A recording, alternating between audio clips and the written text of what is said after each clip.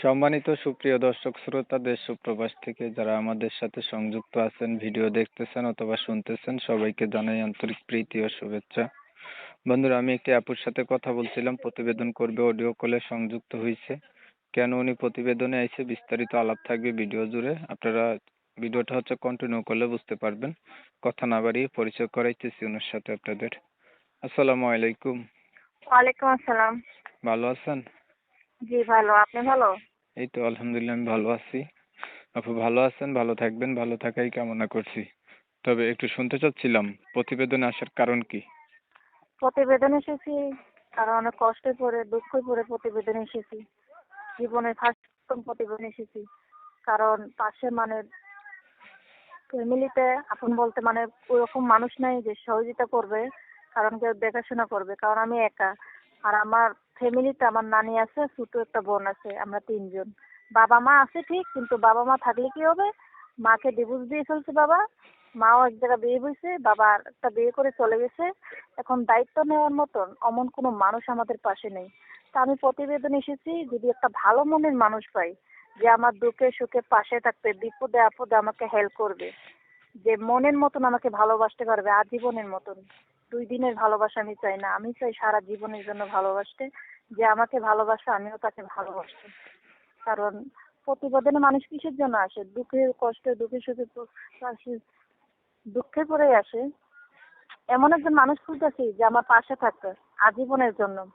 কারণ মন থেকে ভালোবাসবে, 2 দিনের জন্য ভালোবাসবে না, মজা করার জন্য আমার সাথে কথা বলবে না। যদি এরকম মানুষ আমি পাই, তাহলে আমি তাকে, যে আমার জন্য যতটুকু করতে পারবে আমি তাদের ততখানি তার চেয়ে বেশি করব। আচ্ছা, বুঝতে পারলাম। আপনার দেশের বাড়ি কোথায়? দেশের বাড়ি হলো সিলেট বাংলা বাজার, বুঝছেন? আচ্ছা, আপনার নাম? আমার নাম জান্নাত। বয়স কত? বয়স 18। কি করেন? আমি বর্তমানে এখন কিছু করি না, কারণ আমি কাজ করতাম, ওই একটা সেলাই মেশিন ছিল, সেলাই মেশিনে কাজ করতাম। তো মেশিনটা কয়েকদিন হয়েছে নষ্ট হয়েছে, এখন কাজ পাচ্ছিও না, কাজে করতেও পারতাছি না, মেশিনটাও ঠিক করতে পারছি না, কারণ অনেক অভাবে পড়ে আছি তো। দিন মানে 3 বেলা জায়গায় 1 বেলা 2 বেলা খাই, টাকা পয়সাও হাতে নাই। তাই মেশিনটা এভাবে রয়েছে, এখন কোনো কাজ করতে পারতেছি না। এর জন্যই তো অনেক কষ্টে দুঃখে পড়ে অভাবে পড়ে আমি প্রতিবেদনে আইছি। পড়াশোনা আমার আশার জানেন ইচ্ছে ছিল কিছু? না প্রথমে। পড়াশোনা জানি, ওরকম বেশি জানি না, কারণ অনেক কম জানি। 5 পর্যন্ত পড়ালেখা করছি, এই অভাবের কারণে পড়তে পারিনি। বাবা মা দুইজন দুই জায়গায়, এর জন্য পড়ালেখা করতে পারিনি। আচ্ছা, ধরেন মনের মতো মানুষ পাইলেন, আপনি যেগুলা যেগুলা কইলেন এগুলা মানলো হইলো, কিন্তু মানুষটার বয়স বেশি হলো, দেখতে কালো হলো, আগে বিয়ে করতে এমন হইলো, তখন আপনি কি করবেন? কারণ মানুষটা যদি বয়স্ক হয় তাতে আমার কোনো সমস্যা নাই, যদি মানুষটা কালো হয় তাতে আমার সমস্যা নেই। শুধু একটা কথাই বলবো, আমার সাথে কোনো বেইমানি বাটপারি চিটারি করা যাবে না, কারণ আমি গরিব। গরিব হতে পারি, কিন্তু আমি বেইমানি বাটপারি চিটারি পছন্দ করি না।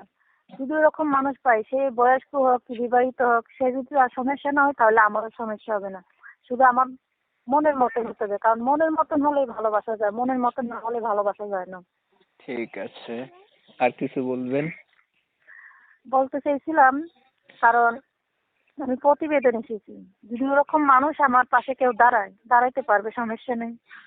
কিন্তু আমাকে কেউ দর্শকের উদ্দেশ্যে বলছি, আমাকে বাজে কথা বলবেন না, কারণ আমি একটা গরিব মেয়ে, গরিব ঘরে জন্ম, অনেক অভাবে আছি। যদি কেউ পাশেই দাঁড়াতে চান, ছোট বোন হিসাবেও দাঁড়াতে পারবেন, বন্ধু হিসাবেও দাঁড়াতে পারবেন, সমস্যা নেই। কিন্তু বাজে কথা বলবেন না কেউ, দর্শকের মধ্যে বলছি। ঠিক আছে।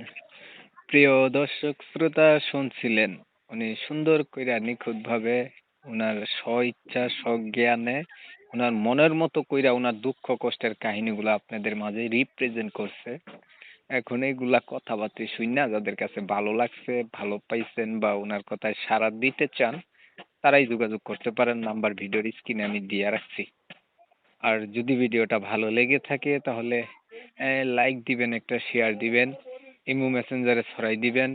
আপনাদের মতামতগুলো আমারে কমেন্টে জানাবেন। চ্যানেল ভালো লাগলে সাবস্ক্রাইব করে রাখবেন।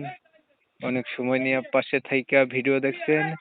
ধন্যবাদ সবাইকে। সবাই ভালো থাকবেন, সুস্থ থাকবেন।